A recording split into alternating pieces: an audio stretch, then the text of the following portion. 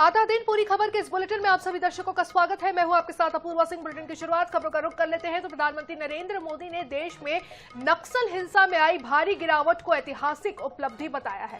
उन्होंने कहा कि 2014 से पहले जहां करीब 125 जिले नक्सल हिंसा से प्रभावित थे, अब यह संख्या घटकर सिर्फ 11 रह चुकी है। इनमें भी केवल 3 जिले ही हैं जहां अभी माओवादी असर दिखाई देता है। प्रधानमंत्री ने कहा कि 100 से अधिक जिले अब इस आतंक से मुक्त होकर विकास की मुख्य धारा में जुड़ चुके हैं और पहली बार खुले माहौल में दिवाली मना रहे हैं। उन्होंने इस सफलता का श्रेय पुलिस, बीएसएफ और सीआरपीएफ जैसे सुरक्षा बलों की बहादुरी और त्याग को दिया है। साथ ही कहा कि 10 वर्षों की कड़ी मेहनत से नक्सलवाद पर 90% तक काबू पाया गया है।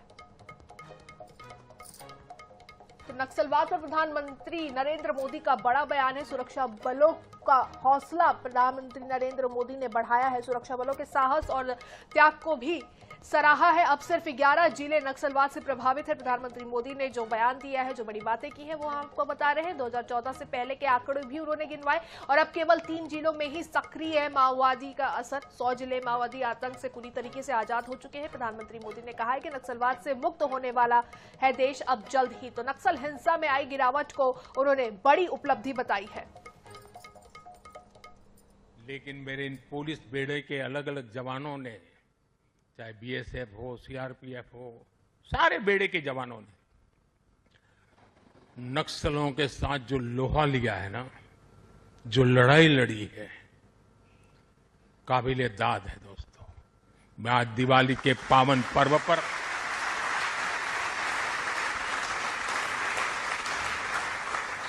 मेरे पुलिस बेड़े के इन जवानों को लाख लाख बधाई देता हूं। मैं ऐसे जवानों को जानता हूं जिनके पास अब पैर नहीं है, लेकिन जज्बा वैसा ही है। किसी का हाथ कटा हुआ है, किसी के लिए व्हील चेयर से उतरना मुश्किल हो गया है।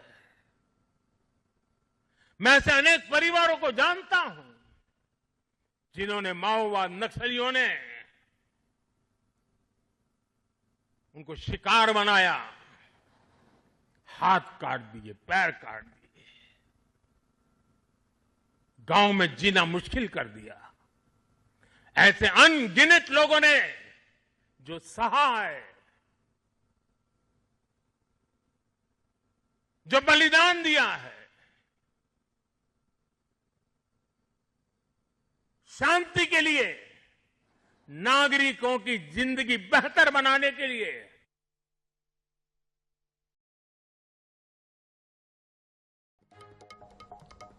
इधर छत्तीसगढ़ के पूर्व मुख्यमंत्री भूपेश बघेल के बेटे चैतन्य बघेल शराब घोटाला केस में जेल में बंद है, जिसकी वजह से भूपेश बघेल आज दीपावली पर भी अपने बेटे से नहीं मिल पाए। बेटे चैतन्य बघेल से मुलाकात न होने पर भूपेश बघेल ने सरकार पर निशाना साधा है।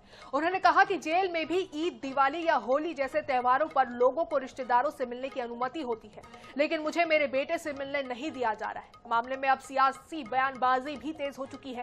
कांग्रेस संचार प्रमुख सुशील आनंद शुक्ला ने भी इसे द्वेषपूर्ण कार्रवाई बताया है। वहीं उप मुख्यमंत्री अरुण साव ने सफाई देते हुए कहा कि जेल में मुलाकात एक तय प्रक्रिया के तहत होती है और इसी के अनुसार अनुमति दी जाती है।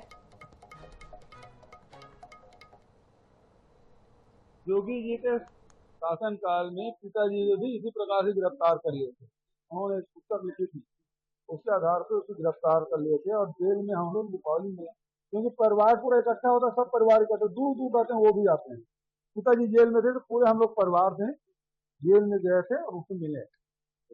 और अभी मोदी जी की सरकार है, मोदी जी की कृपा से मेरा बेटा जेल में।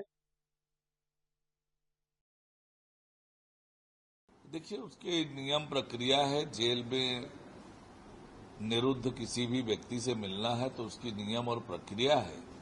नियम और प्रक्रिया से लगातार हमने देखा है कि मिलना जुलना होता रहा है और नियम प्रक्रिया के हिसाब से ही किसी को भी अनुमति मिलेगी।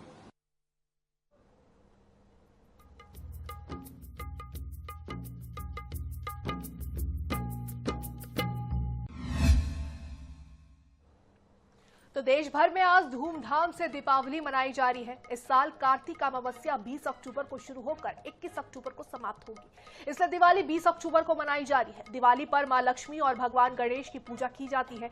इस साल दिवाली पर सुप्रीम कोर्ट ने दिल्ली एनसीआर में कुछ शर्तों के साथ पटाखे बेचने और फोड़ने की अनुमति दे दी है। बात शुभ मुहूर्त की करें तो दिवाली पर पूजा के लिए शुभ समय शाम में 7:08 से लेकर 8:18 तक है। प्रदोष काल में पूजा के लिए शुभ समय शाम 5:46 से लेकर 8:18 तक है। इसके साथ ही वृषभ काल में पूजा के लिए शुभ समय शाम 7:08 से लेकर 9:03 तक है। इसके अलावा निशिता काल में देवी मां लक्ष्मी की पूजा का समय रात 11:41 से 12:31 तक है।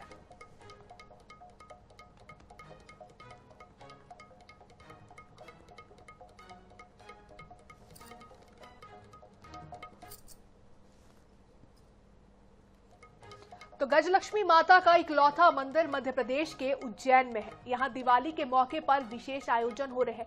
5000 लीटर दूध से अभिषेक कर मुख्य पूजा होगी। बता दें कि सम्राट विक्रमादित्य अपने राज्य में सुख समृद्धि के लिए उज्जैन में गजलक्ष्मी की स्थापना कर राजलक्ष्मी के रूप में पूजते थे। शहर के नई पेठ स्थित प्रसिद्ध गजलक्ष्मी मंदिर में दीपावली पर्व के 5 दिनों में पूजा का विशेष महत्व माना जाता है। इस दौरान गजलक्ष्मी मंदिर को सजाया भी जाता है।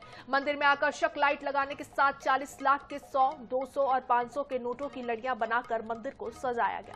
वहीं तड़के से ही बड़ी संख्या में दर्शनार्थी मंदिर पहुंचना शुरू हो चुके हैं। नोटिस से सजावट के कारण सुरक्षा के लिए 6 सीसीटीवी कैमरे और सिक्योरिटी गार्ड तैनात किए गए हैं। दिवाली पर्व पर आज सुबह 7 से 11 बजे तक मां लक्ष्मी का 5000 लीटर दूध से अभिषेक किया गया। मंदिर धनतेरस से लेकर पड़वा तक 5 दिन मंदिर सतत खुला रहेगा। 51 पंडित 3 दिन तक लगातार महालक्ष्मी बीज मंत्र के 27 लाख मंत्रों का जप करेंगे। महापर्व पर 5 दिवसीय पर्व होता है जो कि दीपोत्सव के नाम से आता है। माता गजलक्ष्मी के दरबार में पर्व इस बार 6 दिवसीय है।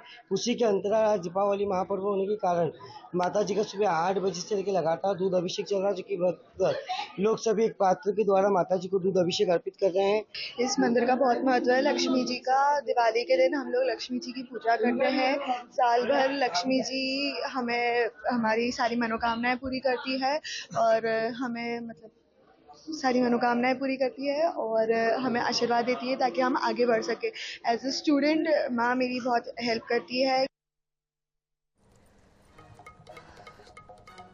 तो दीपावली के पर्व पर लेखा विभाग महालक्ष्मी पूजन का आयोजन किया गया। कार्यक्रम में महापौर पुष्पमित्र भार्गव और निगम आयुक्त दिलीप सिंह यादव सहित निगम के MIC मेंबर भी मौजूद रहे। इस दौरान पुजारी द्वारा विधिवत रूप से माता लक्ष्मी का पूजन अर्चन कर निगम के बही खातों का पूजन किया गया और मां लक्ष्मी से शहर की सुख समृद्धि की कामना की। महापौर पुष्पमित्र भार्गव ने समस्त शहरवासियों और निगम के कर्मचारियों को दीपावली की बधाई दी। वहीं सफाई व्यवस्था में जुटे निगम के जाबाज सफाई कर्मियों के अथक परिश्रम की सराहना भी महापौर ने की।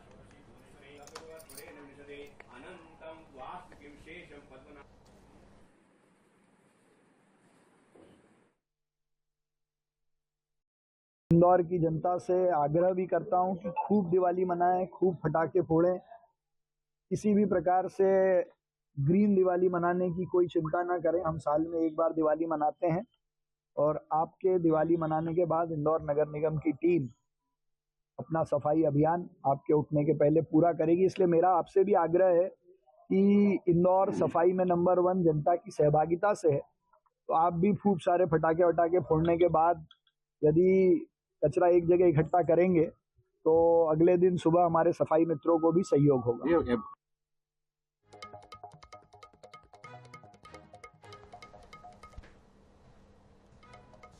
तो दीपावली के पावन अवसर पर इंदौर के हृदय स्थल राजवाड़ा स्थित प्राचीन महालक्ष्मी मंदिर सुबह से ही आस्था के महासागर में डूबा हुआ है। मंदिर के पट खुलते ही दर्शनार्थियों का ऐसा सैलाब उमड़ा कि कुछ ही घंटों में करीब 2 लाख भक्तों ने माता के दर्शन कर सुख समृद्धि का आशीर्वाद लिया। होलकर कालीन स्थापत्य कला और गहरी आस्था का प्रतीक ये मंदिर लगभग 190 साल पुराना है, जिसकी स्थापना महाराजा हरिराव होलकर ने वर्ष 1833 में की थी। दीपावली पर यहाँ की 2 अनूठी और प्राचीन परंपराएं इसे खास बनाती है। पहली परंपरा है पीले चावल की। भक्त माता के चरणों में पीले चावल अर्पित करते हैं और उन्हें विधिवत अपने घर या व्यापारिक स्थल पर पधारने का निमंत्रण देते हैं। मान्यता है कि इन चावलों को प्रसाद स्वरूप तिजोरी या गल्ले में रखने से पूरे वर्ष धन धान्य और बरकत बनी रहती। वहीं दूसरी अनूठी परंपरा है प्रतीकात्मक मकान चढ़ाने की। भक्तों का मानना है कि दीपावली पर महालक्ष्मी माता से घर बनाने की आस लगाने से ये मनोकामना जल्द पूरी होती है। भक्तों की भारी भीड़ को देखते हुए मंदिर में विशेष दर्शन व्यवस्था की गई है ताकि हर श्रद्धालु इस महापर्व पर माता का आशीर्वाद प्राप्त कर सके। मंदिर को भी विभिन्न फूलों और लड़ियों से आकर्षक रूप से सजाया गया है। यहाँ के राजा हरिराव होलकर द्वारा इस मंदिर में माता जी की प्राण प्रतिष्ठा की थी। उसका न तो ट्रस्ट के पास में कोई उल्लेख है कि किस दिन किस तारीख को कौन से संवत में हुआ है। बनना चालू हुई मंदिर, ये 3 मंजिला था, धराशायी हो गया। माता जी की मूर्ति को कुछ भी नहीं हुआ। उसके बाद में 1975-76 में इस मंदिर में आग लग गई थी। ये एक लकड़ी पाट का मंदिर था, इंदौर का प्राचीन मंदिरों में से।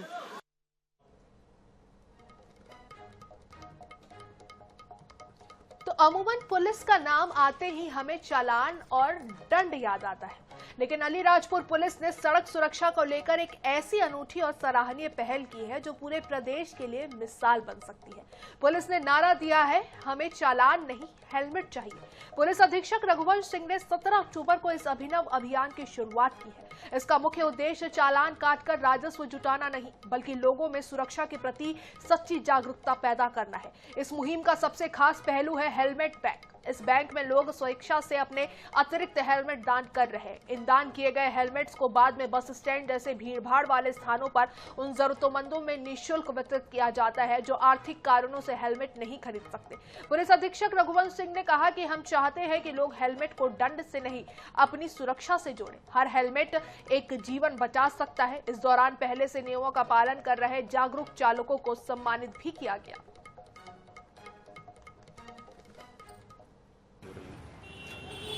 पुलिस लगातार प्रयास कर रही है और निरंतर प्रयास कर रही है कि इनको हेलमेट लगाया जाए।